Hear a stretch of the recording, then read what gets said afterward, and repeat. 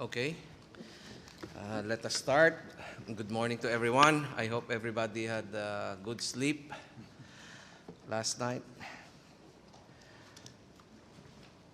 It is my pleasure to welcome you to the city of Iloilo. Iloilo shares a rich history of culture and commerce with many APEC economies. Its early inhabitants were from the vast islands of Indonesia and Malaysia. Traders from China's golden ages conducted business with the locals. Iloilo was the primary port of choice to export once valuable sugar sourced from the nearby provinces to China and the Spanish territories across the Pacific Ocean. This included Nueva España, which covered Mexico. British ships also called at the port of Iloilo to load sugar for Australia and New Zealand. Clearly, even before terms such as globalization and global value chains were coined, we in the APEC region already bore a natural predisposition for commerce and trade. The strengthening of our economic linkages, with goods and services, trade, and investment at the core, has provided a solid framework for growth and prosperity. Micro, small, and medium enterprises, MSMEs or MISMEs, play a vital role in the realization of a prosperous Asia-Pacific region as they comprise the great majority of businesses.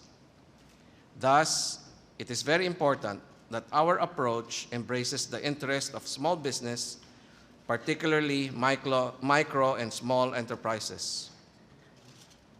An important component of this effort is to bolster their ability to take advantage of cross-border business opportunities that will help boost our economies in the process.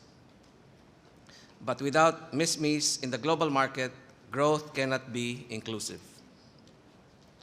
With the global market becoming increasingly complex and competitive, we need to work even closer together to help MISMEs overcome the challenges in cross-border trade and allow these enterprises to take advantage of opportunities in the global market.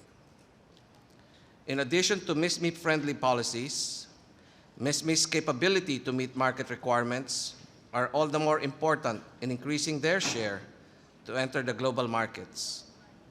In this area, I know that the Philippines has much to learn from our member economies.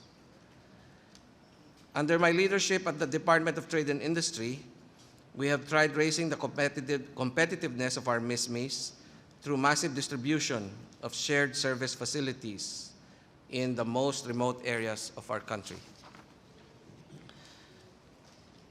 Why am I providing you all this information? Because I would like us to support our discussion with this year's APEC theme, Building Inclusive Economies, Building a Better World. Under this banner, we have committed to establish a region geared towards bridging the gap in economic development and sustaining growth with equity. APEC comprises economies at various points in the development spectrum. Within our economies, disparities continue to exist.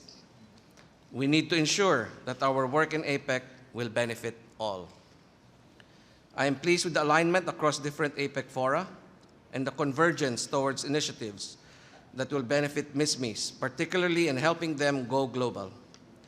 This is a clear manifestation that we want growth to include everyone, to matter for everyone.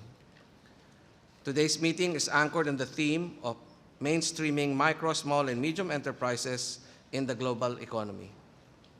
We, the APEC SME ministers, have the distinct privilege of working directly with our stakeholders, our MISMEs.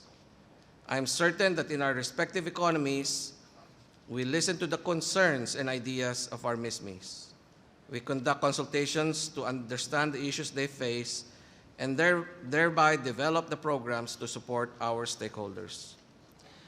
Today, we will bring that model to a global level as we provide MISMEs a bigger voice, to give them the more focused attention to enable them to compete globally. In May, the APEC ministers responsible for trade, the APEC MRT, called for actions to put MISMIS front and center in the global trade agenda. Their discussions on MISMIS centered on trade policies which harness the collective efforts of stakeholders from government, business, academia, international organizations.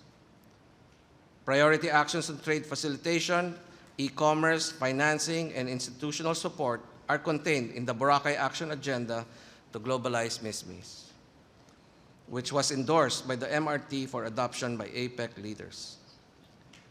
To further galvanize APEC's commitment to the Boracay Action Agenda, the implementation plan that is currently being developed will bring the Boracay Action Agenda from framework level to a more action-oriented work program by identifying specific work streams and progress indicators. Earlier this month in Cebu City, the finance ministers put forward the Cebu Action Plan, which calls for initiatives to promote an enabling financing environment for MISMIS, including trade, supply chain, and alternative financing mechanisms. There are also parallel works of APEC Business Advisory Council, ABAC, on enhancing access to finance for MISMIS and in increasing market access through innovation in trade facilitation. At this meeting, I look forward to the discussion to finalize and endorse the Iloilo initiative, which will provide a bigger voice and better opportunities for MISMIS, as well as advance the policy framework that will promote MISMI participation in international trade and GVCs through the APEC MISMI marketplace. The convergence in our priorities provides greater latitude for us to cooperate and collaborate, particularly in identifying and implementing concrete, practical, and high-impact initiatives. All our efforts are coming together in the development of a package of policies and initiatives that foster MISMI growth and promote entrepreneurship, innovation, and trade.